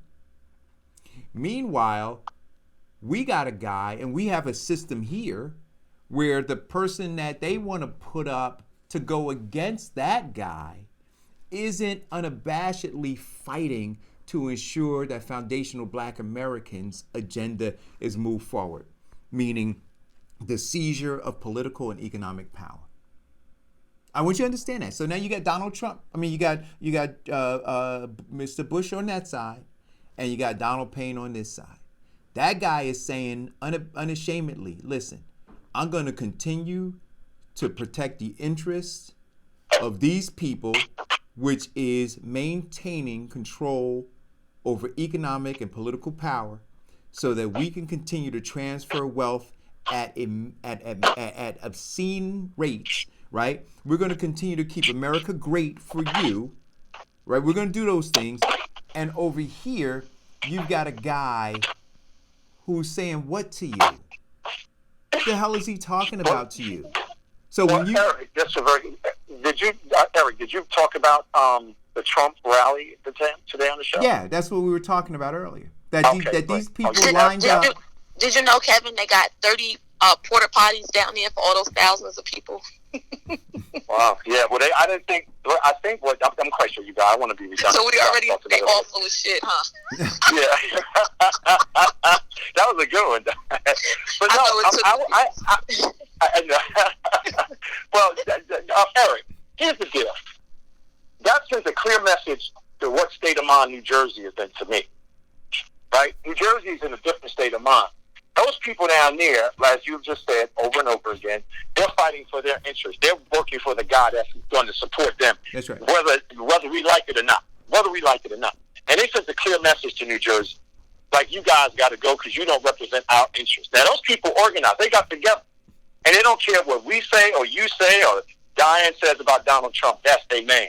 But now think about this. Now, when the Democrats get together, they're all party people. You know, they're not like those people were from their neighborhoods. They were from the street. They were from, you know what I mean? Those people came down there to send a message. Yeah. Like, we're with this guy. We're not with you. And by the way, Van Drew, we're with you too. That's it. That was incredible. I mean, that sent a clear message to the state of New Jersey. I don't know how far you went into that conversation. No. I mean, that's it. Well, what I was talking about was the fact that those people, I was trying to draw a distinction between existing and surviving. And I was saying that those people lined up because they want to survive. They lined up in that cold. They slept on those cold sidewalks because they understand that there's something that's ailing them. And they believe that Donald Trump has the prescription for that. And they want it, and they want that prescription. They want to survive. Meanwhile, you have folks who have aligned themselves with the Democratic Party that has not offered any prescription at all. Right. To address what ails. I got to tell you, I was very impressed by it. Yeah. I mean, I was like, wait a minute, look at this. Look at the message you're sending. But I'm glad you covered it because it's worthwhile talking about. So now the other piece. It's a clear message to New Jersey. So the next thing that I want to, and I got to tell you, I love her. Diane heard me proclaim my love for her this morning, and Amina just has to understand that there's another woman in my life, and that woman is Ayanna Pressley. I love her. I love her. Well, first of all, we're gonna be fighting over her. So you might as well just go ahead and start courting at another level. Hey, listen, man, I'm sending her flowers and candy. I'm sending her. Yeah. She's married already, buddy. That, you know what, Kev? Listen, he's gonna have to share her. Look, this is what she wrote. She tweeted this time. Now Ayanna Pressley is the woman you hear on our intro that says, no more black faces without black voices. If you're afraid of being marginalized or stereotyped, don't even show up. That's her. She tweeted yesterday, "We belong everywhere. Our truths deserve to be whispered in corridors of power and shouted from rooftops. We belong at every table where decisions are made about our lives, our livelihood, and our justice. Our lives, our stories, and our struggles matter." See, that's what I'm talking about. So we have to make some decisions, guys, about where the bar is, right? Which one of these black folk are willing to say stuff like that and then act on it, and which ones shy away from it? But But you know the thing that I find interesting, and I know we keep saying this, but look who's saying it. Look who's doing it. Women. Black women. And black men don't stand next to those black women. They run away from them. That's a black woman saying that. Happily married, wonderful human being, but she lives in the real world. She doesn't live in that Disney space we talked about yesterday. And she's not afraid to talk about it. But let her get a hiccup, and not one of, when I say us, black people in this country, will not stand by her. She's putting her whole life on the line. Everything on the line. Think about that. Listen, it's amazing. I think she's amazing. I'm in love. I'm in love. Man. Diane, stop him, Diane. I can't. So now here, I got to talk about this, Kevin. I don't know if you saw it. Well, I got to first say that the photograph they used is a photo I took when he ran for mayor, right? Of City of Newark. Did they credit you for that photo? If not, they'll go get your money.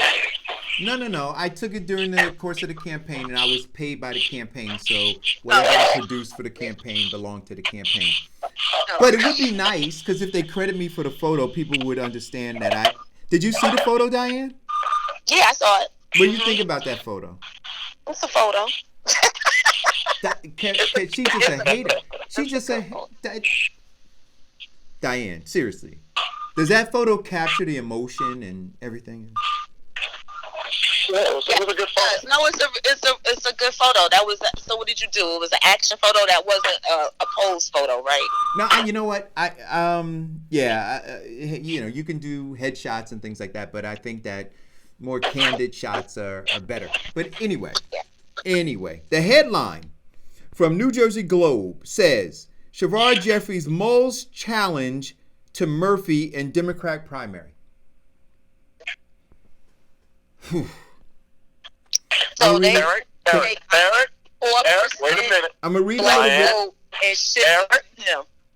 I'm going to read a little bit of it. He goes, Eric? Can I read a little bit? I just want to read a little. I'm just going to read what it says. And then, okay. See what it says. Okay. Kevin wants to be in this.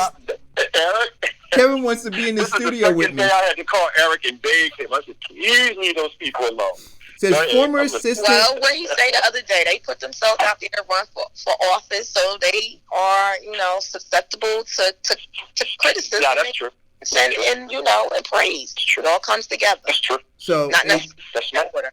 So it says former assistant New Jersey Attorney General Shavard Jeffries is actively considering a challenge to Governor Phil Murphy in the 2021 Democratic gubernatorial primary.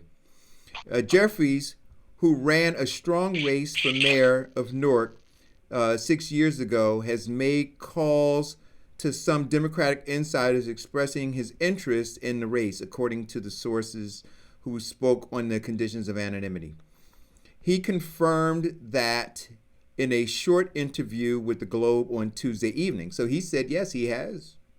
I've had a number of people reaching out to me about ways I can be helpful, Jeffrey said. I'm still having these conversations. I don't have any specific timetable. I'm still exploring. It's early. Now, Jeffries declined to identify which individuals he has spoken with, asked if he's discussed a possible candidacy with Norcross. He said, I can't say. Okay, go ahead, Kevin, Go ahead, Kevin. Kevin? Yes, I'm here. Okay, go ahead. I'm here. No, you did well. That was great. I don't have anything to say. Okay. So can I... No, I just read. I didn't offer my commentary yet. So this is going to be a fight with the North and the South, and Norcross is going to support him, and Leroy Jones, who's going to be state chair, is going to support Murphy. So well, what I'm gonna say is this, and then I'll have more to say on another show. If the fight is not for economic and political power, what are we doing?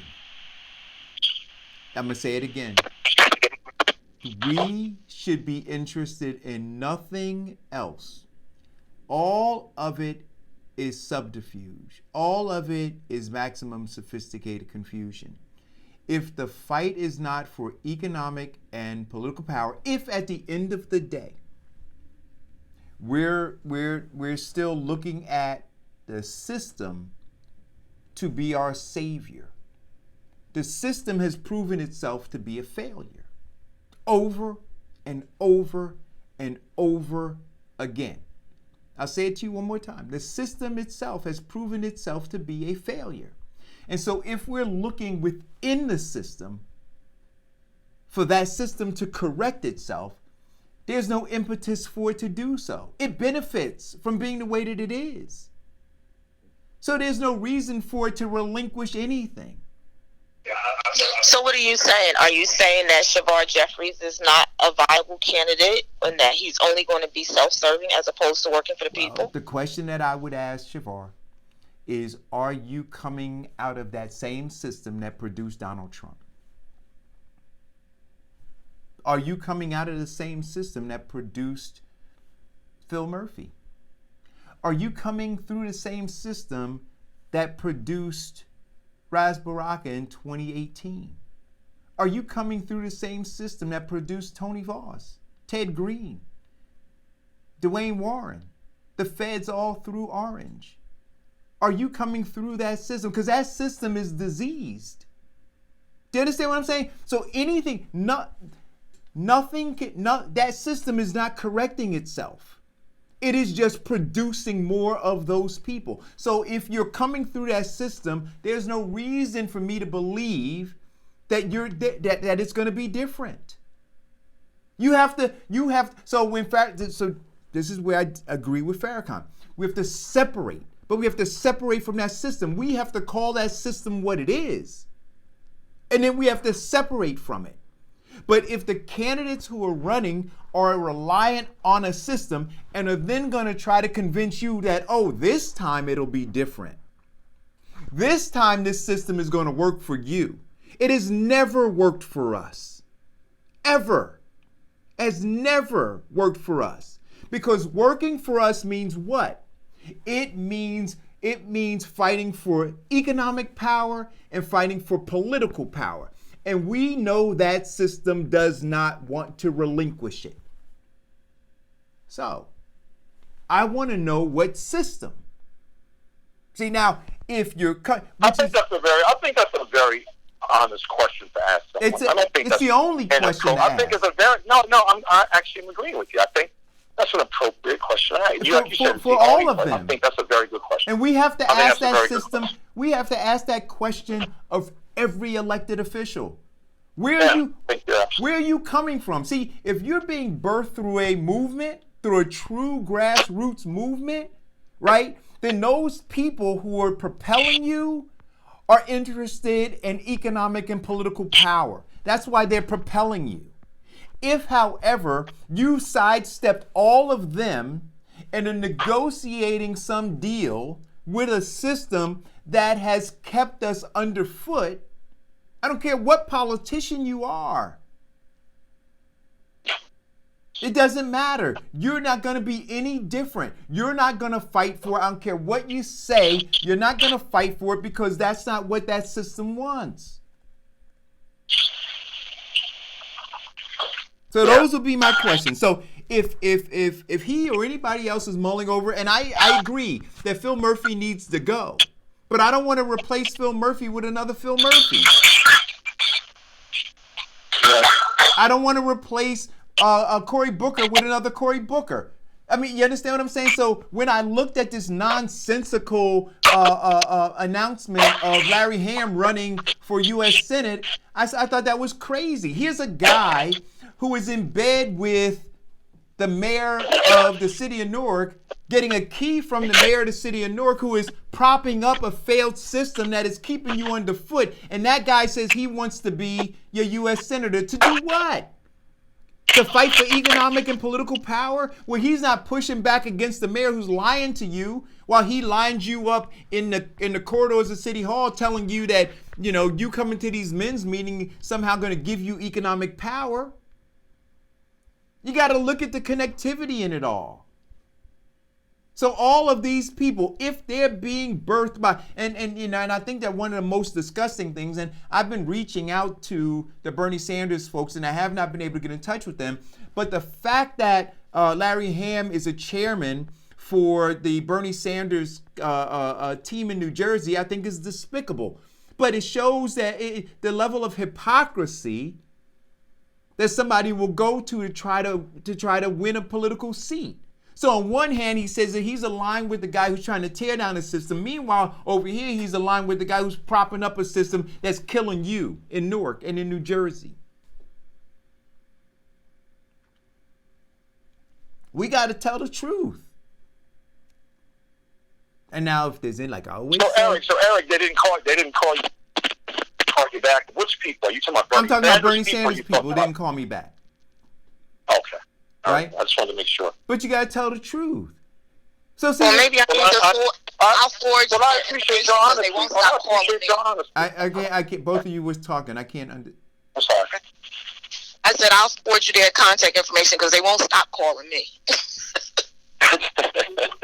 No, they don't want to talk to Eric because Eric is going to ask that question. I mean, I'm almost certain nobody wants to talk about that. But that's one of the things that Bernie Sanders is having a problem with these last couple of months, Eric. They're saying, he's talking about burning down the system, but he's trying to accommodate everybody within the system. They've been having that conversation about it. Have you been hearing that? Yeah. So what's happening is this. Okay. No, it's okay. But what's happening is this. Quality control is always difficult, right? So it doesn't matter what kind of business. If this is the political business, right? So, but if you had a personal business and you were trying to grow, as you expand your business, you always have quality control issues. You hire somebody to do a job. That person doesn't have the same, you think they have the same values and the same moral compass that you do. And then they get in there, and because they're not you can't replicate you. Your hope is that you've done a good enough job vetting and then putting people in places. So whoever's in New Jersey may not be kicking up these appointments and such that they're making at a level that Bernie Sanders is looking at it. And so somewhere within his campaign, things are falling through the cracks. But he's got to shore that up because you're letting barbarians inside the gate. I can tell you that Larry Hamm is a barbarian who you're letting inside the gate. And there may be others, and I don't know who those others might be, but I can tell you that that at least here, I can tell you that Larry Hamm is not a person that you should be supporting in any way, shape, or form for U.S. Senate. Any way, shape, or form. I think that's a good. I think what you said was reasonable. I mean, I think they do need to shore it up, and I think the questions you're asking is appropriate, and I think we should ask those people those questions to see how they respond. And I think that the messaging that you've been using in these last couple of days, I think it's resonating with people that are listening to us because that's a very simple ask. If it's not about economic power and political power, what else are you talking about? Because it looks like you said, that's only if you're not saying that, you're popping up the system that's been killing us. And you're right. I mean, I think that's a simple question. We talked about that yesterday. Ask them that question. Don't let them shapeshift on you. And if they do ask the question and they've been in office for a certain period of time, right then and there, you know they're lying to you because they did not get it done. Right. They did not address that issue. And so when you see a guy that's been in office for a period of time tell you, well, we got to work together, we got to come together, we got to talk about it's all a con job, and that means you're easy. Like I said, it's getting to the point now they're laughing in their offices and they're saying that we're cheap date. Anything to those people, I get it. Call it go. Real quick question, Eric. About Larry Hamm, do you think that it's past his time, in that he should have been maybe trying to be a black voice like during the 80s or maybe during the 90s or early 2000s? And then the other thing was, remember when the other brother from, his name was Johnson, he was trying to get the Democrat nominee to run for governor? Jim Johnson. Remember what they did to that good brother? Does a black candidate have a shot at becoming a black governor? What do you think they did? How's that data look? Che, what do you think they did to Jim Johnson? I'll tell you what happened with Jim Johnson, but what do you think they did to Jim Johnson? Oh, I'm still learning. Jim Johnson took a job. Jim Johnson took a job. Get off and listen. Okay. All right. So what happened to Jim Johnson is he took a job. So I had Jim Johnson. See, you gotta look. You gotta. Listen, I am separating the wheat from the chaff. Jim Johnson, who came on the show, talked about organizing, mobilizing, and this is where again, guys.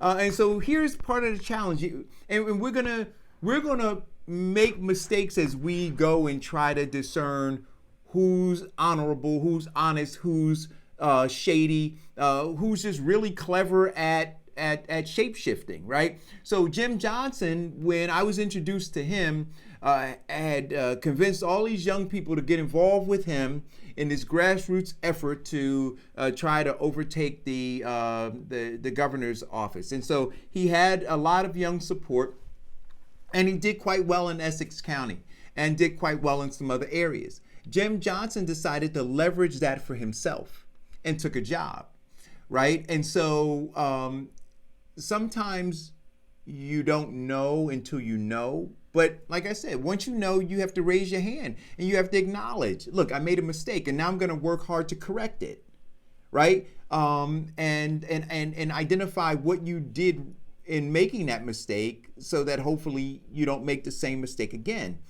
But the big thing is to be very upfront with people, and that's how you build trust. So for me, being on this show and being in front of you guys for 4 years, 2 hours a day, is saying to you, listen, I'm not perfect, right? I'm gonna do my best to discern. My hope is that as I do it, I'm not working in a vacuum. I got the Inform class that is looking at the information as well, and that through all of us looking at it, we make some informed decisions about some stuff.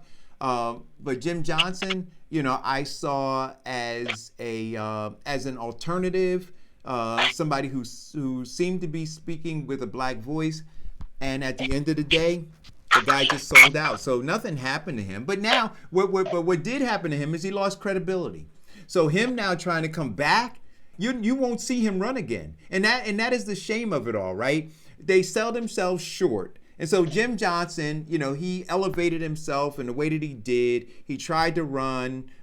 He got to where he got to, and maybe all along that was all he was looking for, to be able to leverage the work that people would do for him to get him those number of votes so that he can go and negotiate a job opportunity. Sad. Very sad. Very, very sad. Well, Alex, you drilled that down really well. It's true. Everything you said was true. Look, and I'm saying to you, and we have to be more careful. And we have to be more careful. I mean, you're right. I mean, it's great that you're admitting. See, when you can admit those kind of things, it helps other people to grow and evolve with you, right? So it's great that you're admitting that. We've made some very critical mistakes. Which is why, for me, I'm looking at this announcement or this headline from Shavar Jeffries, and I'm saying, okay, I've been down that road. And then the other thing I have to take responsibility for is when I go down that road, right, or I leverage my skills in taking photographs or designing literature, then I've got to say, you know what? I'm actively participating in trying to convince people to do something, right? And so I've got to understand the responsibility in that, right? And so now when I look at what's happening in terms of this headline, I'm saying to myself, okay, you know what? This is what you did with Murphy. You screwed up. Here's what you did with Jim Johnson. You screwed up. So here's another person who's coming, right? What are you going to do, Eric? So slow down. I'm letting you guys know what I know so far is that this article is out here. The thing that I do know is without us focusing on economic power and political power, we will never, ever achieve anything. So I can tell you that. Eric, let me ask you a question, Eric. Wouldn't it be great, because you have that kind of relationship and you've worked on his campaigns before, and you do have a good relationship with him, from what I understand, wouldn't it be great for you to have a conversation with him about that? Well, so, okay, so... Would you be open? I'm saying, would you be open? No, I'd be open to it, but here's full disclosure, though. But here's full disclosure, right? And you said it, Kevin. And I wasn't gonna lead with this, but this is a segue. Since you said it, he knows that I do this show for 4 years. He's been on the show. Okay. So he chose to have the headline in New Jersey Globe. He could have called. He could have called and he could have said, "Hey, I'm thinking about doing this. Let me come before the audience that you've been building for 4 years and talk about it." He didn't do that. So yes, I'm gonna make a phone call. But what I'm suggesting, guys, is this. Why should we have to make the phone call? If these other outlets, and we've talked about the level of credibility of them, right? A lot of them not credible. And so No, Eric. No. I'm not suggesting that he should make the call. I'm not saying that. I was just basing my statement based on your relationship. See, I'm not suggesting that he shouldn't call. I don't want anybody to think that he should call.